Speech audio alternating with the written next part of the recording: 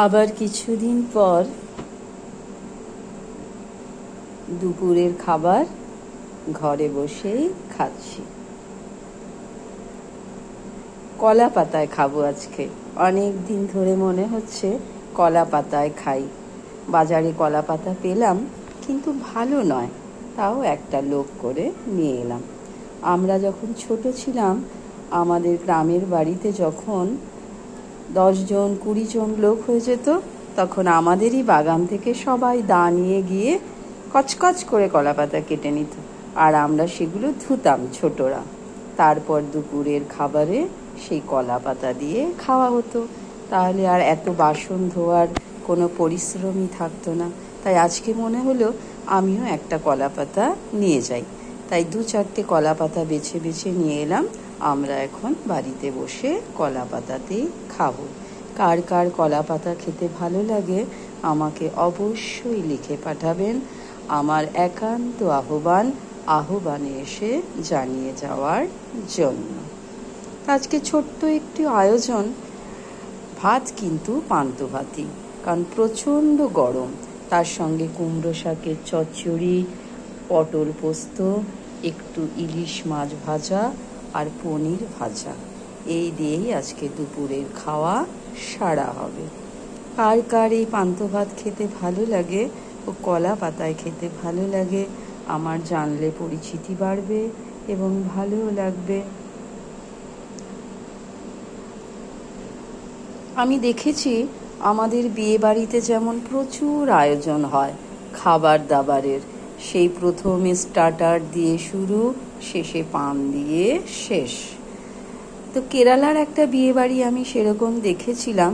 ওদের কিন্তু এত কিছু আয়োজন নেই। সুন্দর বর বউ, তার সঙ্গে আরও 4-5টা লোক বসেছে খেতে, এবং এই কলা পাতাতেই তাদের খেতে দেওয়া হয়েছে। এবং কিছুই আইটেম আছে সেগুলো কিন্তু সবই নিরামিষ। তো নিয়মে নাকি বলে কলা পাতার এই যে ডগ, জানি না, অনেকেই অনেক কিছু বলে। যেমন আমরা বলি কলা পাতার আগা, অনেকে বলে ডগা, অনেকে বলে ডগ। এটা নাকি বাঁ দিকে হাতের রেখে খেতে বসতে হয়, তাহলে নাকি খুবই শুভ। কিন্তু আগে আমি জানতাম না, ওই কেরালিয়ান বিয়ে বাড়িতে দেখেই জানতে পারলাম। যাই হোক, আজকে আমরাও তাই ওই ডগটাকে বাঁ দিকের হাতে রেখে খেতে বসবো। আমরা ছোটবেলায় কলা পাতায় অনেক খেয়েছি, কিন্তু এইসব নিয়ম কিছু আমরা তখন মানিনি। মনে আছে কলা পাতা হয়তো মাঝখান দিয়ে ছিঁড়ে গেছে, সে ডাল দিতে এসে ডাল গড়িয়ে তলায় চলে গেছে। পরে আমরা কি করতাম, যেহেতু গাছের কলা পাতা, তাই আমরা ওটাকে মোটা করার জন্য একটার উপরে আর একটা কলা পাতা চাপিয়ে তারপরে খেতে বসতাম। সবাই মিলে তখন কি আনন্দ ছিল ওই কলা পাতা খাওয়ার। কলা পাতা খাও আর সেটাকে আস্তে আস্তে মুড়িয়ে একটা নির্দিষ্ট জায়গা ছিল তাতে ফেলে আসতে হতো। সেই কলা পাতায় আজ খাবো, কিন্তু সেই ছোটবেলার আনন্দ আর নেই।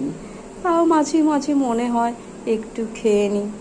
প্রচণ্ড গরম, তাই সকলকেই আমি বলছি সুস্থ থাকবেন, ভালো থাকবেন। এবং একই কথা আমি রোজই বলি, অন্যকে ভালো থাকার সুযোগ করে দেবেন।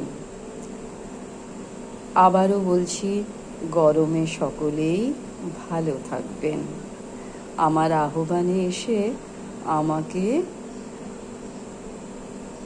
জানিয়ে যাওয়ার জন্য, আমার সঙ্গে পরিচিতি হওয়ার জন্য আমার একান্ত আহ্বান।